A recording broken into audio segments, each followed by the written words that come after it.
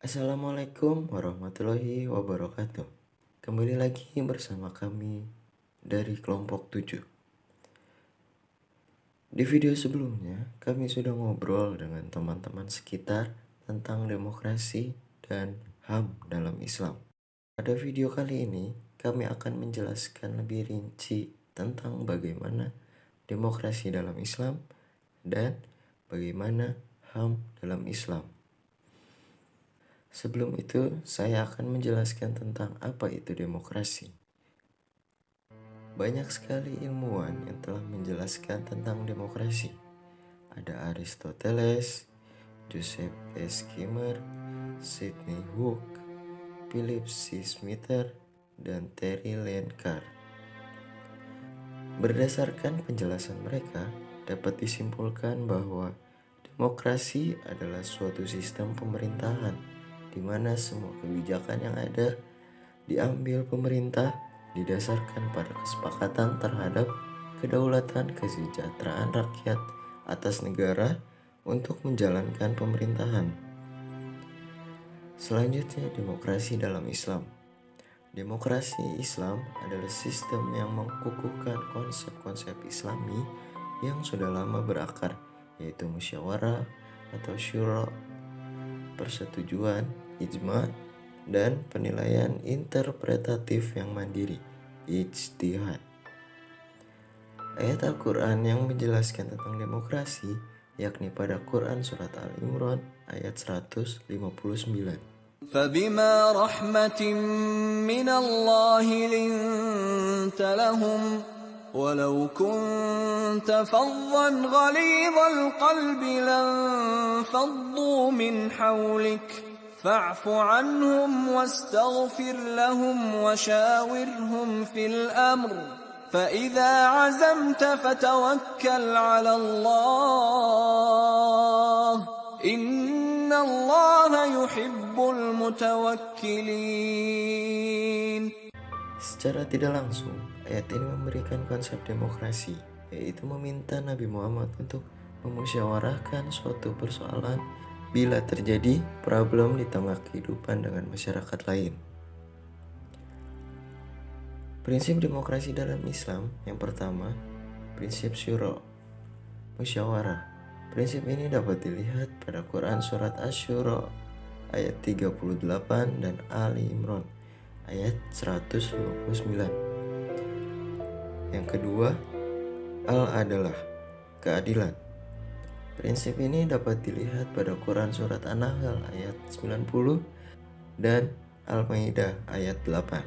Yang ketiga, al-musawah atau kesejajaran. Prinsip ini dapat dilihat pada Quran Surat Al-Hujurat ayat 13. Yang keempat, al-amanah atau kepercayaan. Prinsip ini dapat dilihat pada Quran Surat An-Nisa ayat 58. Yang kelima, al-masuliyah, tanggung jawab. Yang keenam, al-huriyah, kebebasan. Meskipun terdapat prinsip demokrasi dalam Islam, tetapi sikap kaum muslimin terbagi menjadi dua. Ada yang mendukung dan ada yang menentang.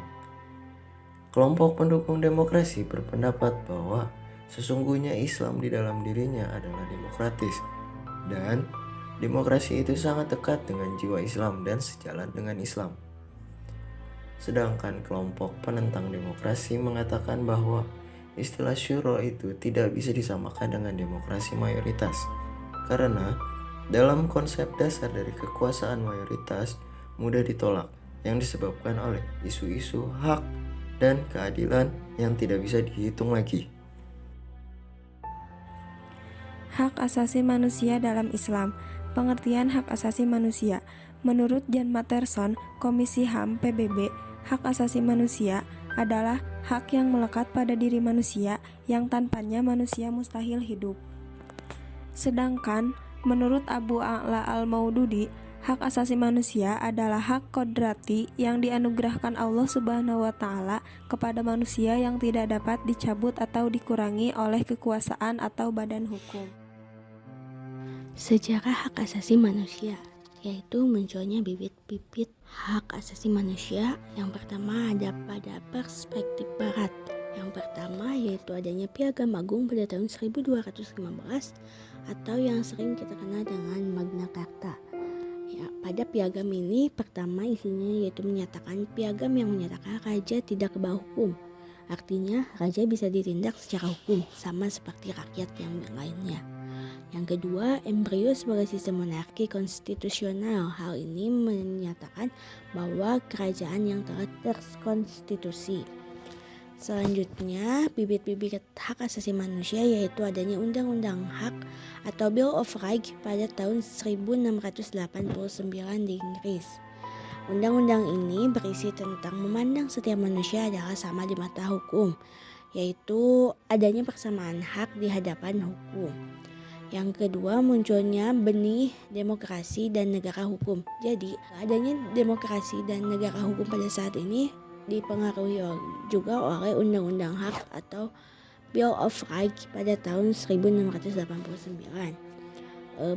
Bibit-bibit selanjutnya yaitu ada The American Declaration of Independence, yaitu kemerdekaan Amerika. Hal ini berangkat dari pemikiran Rothschild dan Montesquieu, yaitu pemikir yang mengembangkan gagasan mengenai kontrak sosial, yaitu ikatan antar individu terkait kehidupan politiknya.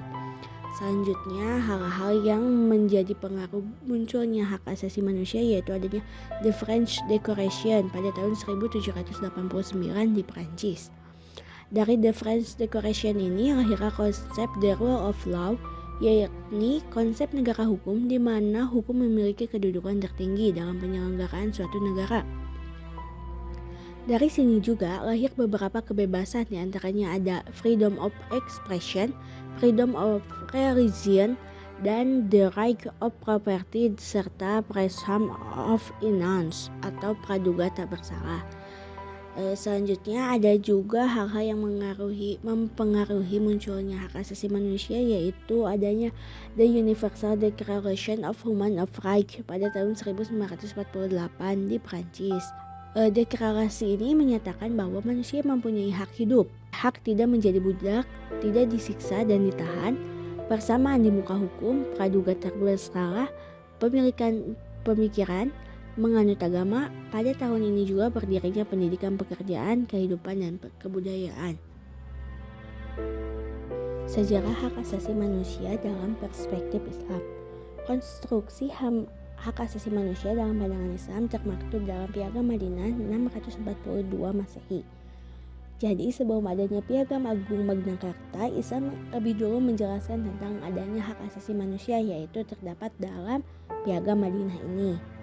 Dalam Piagam Madinah ini terdapat beberapa poin yang dapat kita ambil. Yang pertama, semua umat Islam itu satu walaupun berbeda suku. Pada zaman dulu adanya kaum Ansor dan kaum Muhajirin, mereka tetap bersama untuk membela Islam. Yang kedua, adanya hubungan komunitas muslim dan non-muslim. Orang muslim dan orang non-muslim hidup berdampingan berdasarkan prinsip hubungan baik sesama tetangganya, saling membantu menghadapi musuh, saling membela yang teraniaya, saling menasehati, serta menghormati kebebasan beragamanya. Konsep yang dibangun dalam Piagam Madinah adalah gotong royong atau bantu-membantu.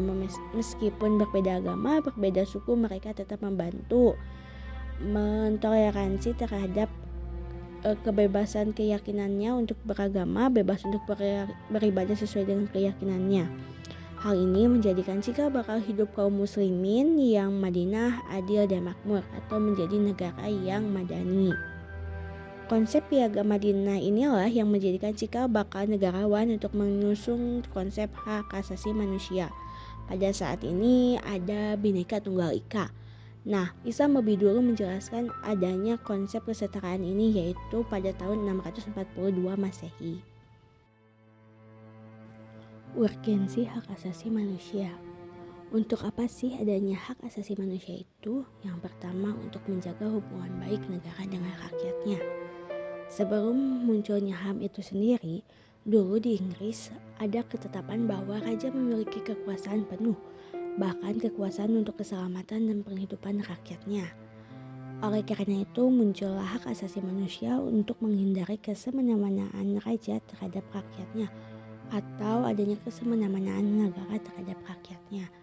Yang kedua, untuk apa adanya HAM itu, yaitu untuk melindungi hak-hak rakyat dan juga sebagai usaha pemberdayaan konsep civil society, menjadikan masyarakat madani atau masyarakat yang adil secara sosial menjadi dambaan dengan adanya hak asasi manusia ini, dengan nilai-nilai dasar persamaan, kebebasan, dan keadilan. Jadi munculnya hak asasi manusia itu untuk menumbuhkan rasa persamaan, kebebasan, dan keadilan. Hak asasi manusia dalam pandangan Islam. Konstruksi hak asasi manusia dalam pandangan Islam pada dasarnya termaktum dalam Piagam Madinah pada tahun 642 Masehi. Piagam ini berisikan perlindungan kebebasan beragama dan beribadah, persamaan hak dan kewajiban, persamaan di depan hukum. Adapun poin-poin yang dapat diambil dari Piagam Madinah yaitu sebagai berikut. Yang pertama, kaum muslimin dari kalangan Quraisy dan Yathrib atau Madinah, juga siapapun yang mengikuti dan berjihad bersama mereka adalah satu umat. Yang kedua, semua muslim meskipun berbeda suku sama-sama harus berbayar aqla atau uang tebusan yang harus dibayarkan karena telah melakukan pembunuhan atau melukai orang lain, dan menebus para tawanan mereka dengan cara yang ma'ruf dan adil di antara kalangan orang-orang yang mukmin.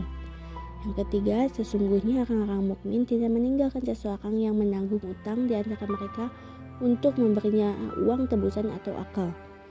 Yang keempat, sesungguhnya orang-orang mukmin yang bertakwa harus melawan orang-orang yang melampaui batas atau melakukan kejahatan besar berupa kezaliman, dosa, permusuhan, atau kerusakan di antara kaum mukminin sendiri, walaupun ia adalah anak dari salah seorang di antara mereka. Seorang mukmin tidak boleh membunuh mukmin yang lainnya demi membela orang kafir, dan seorang mukmin tidak boleh membantu orang kafir untuk menyerang sesama mukmin. Maka konsep yang dibangun dalam Piagam Madinah ini adalah gotong royong, yaitu untuk membantu meskipun berbeda agama, berbeda suku, mereka bebas untuk beribadah sesuai dengan keyakinannya. Hal ini menjadikan cikal bakal hidup kaum muslimin yang adil dan makmur atau negara yang madani. Prinsip hak asasi manusia. Allah Subhanahu wa Ta'ala telah menjelaskan bahwa adanya hak asasi manusia dalam Al-Quran. Yang pertama, adanya prinsip martabat manusia. Prinsip ini dapat dilihat pada Quran surat At-Tin ayat 4, yaitu laqad khalaqnal insana fi ahsani taqwim. Sesungguhnya kami telah menciptakan manusia dalam bentuk yang sebaik-baiknya. Hal ini dapat dilihat juga dalam dokumen HAM PBB pasal 1 dan 3. Selanjutnya ada prinsip persamaan. Prinsip ini dapat dilihat pada Quran surat Al-Hujurat ayat 13. Inna khalaqnakum min dzakari wa unsa wa ja'alnakum syu'uban wa qabaila lita'arafu inna akramakum indallahi atqakum innallaha 'alimun khabir. Hai manusia, sesungguhnya kami menciptakan kamu dari seorang laki-laki dan seorang perempuan, dan menjadikan kamu berbangsa-bangsa dan bersuku-suku, supaya kamu saling kenal mengenal. Sesungguhnya orang yang paling mulia di antara kamu adalah di sisi Allah. Jadi pada prinsip ini setiap manusia itu sama di hadapan Allah, yang membedakannya hanya ketakwaannya saja. Prinsip ini juga dapat dilihat pada dokumen PBB pasal 6 dan 7. Selanjutnya ada prinsip kebebasan berpendapat. Prinsip ini dapat dilihat pada Quran surat Asy-Syura ayat 38 dalam HAM PBB pasal 19. Pada Quran surat Asy-Syura ayat 38, walladzina stajabu li rabbihim wa aqamus sholata wa amruhum syura bainahum wa mimma razaqnahum yunfiqun. Macam-macam hak asasi manusia dalam Islam. Islam sangat menjaga hak-hak umatnya, di antaranya sebagai berikut. Yang pertama, hak untuk hidup. Yang kedua, memperoleh keselamatan dalam hidup. Yang ketiga, penghormatan terhadap kesucian wanita. Yang keempat, kebebasan. Yang kelima, keadilan. Yang keenam, kesamaan derajat manusia. Dan yang ketujuh, kerjasama atau tidak bekerja sama. Penerapan hak asasi manusia dalam kehidupan sehari-hari. Berikut ini adalah beberapa cara penerapan hak asasi manusia dan prinsip demokrasi di kehidupan sehari-hari dalam perspektif Islam. Yang pertama, menjaga keadilan. Keadilan merupakan prinsip utama dalam Islam, baik dalam tata tertib pemerintahan maupun dalam interaksi sosial. Menjaga keadilan dalam kehidupan sehari-hari adalah salah satu bentuk penerapan prinsip demokrasi dan hak asasi manusia di dalam Islam. Yang kedua, menghargai perbedaan. Seperti halnya pada poin sebelumnya, Islam menganjurkan untuk saling menghargai perbedaan, baik itu perbedaan agama, suku, bangsa, dan lain sebagainya. Dalam perspektif Islam, semua manusia memiliki hak yang sama dan tidak ada yang lebih superior dari yang lain. Yang ketiga, memperjuangkan hak-hak orang lain. Islam mendorong umatnya untuk memperjuangkan hak-hak orang lain, terutama yang kurang mampu atau yang terpinggirkan dalam masyarakat. Hal ini dapat diwujudkan dengan memberikan bantuan atau donasi, serta membela hak-hak mereka melalui jalur yang benar dan sesuai dengan hukum. Yang keempat, partisipasi dalam pemilihan. Islam mendorong umatnya untuk aktif dalam berbagai kegiatan sosial dan politik, termasuk dalam pemilihan umum atau kegiatan lain yang berhubungan dengan pemerintahan. Hal ini bertujuan untuk menciptakan sebuah tata tertib pemerintahan yang adil dan mengedepankan hak asasi manusia. Dan yang kelima, tidak diskriminatif. Islam mengajarkan untuk tidak melakukan diskriminasi terhadap siapapun, terutama berdasarkan perbedaan agama, ras, atau jenis kelamin. Hal ini bertujuan untuk menciptakan lingkungan sosial yang harmonis dan saling menghormati. Dalam keseluruhan, penerapan hak asasi manusia dan prinsip demokrasi di dalam kehidupan sehari-hari dalam perspektif Islam sangatlah penting untuk menciptakan masyarakat yang beradab dan berkeadilan, dan juga untuk menciptakan kedamaian dan kesejahteraan yang merata bagi semua orang.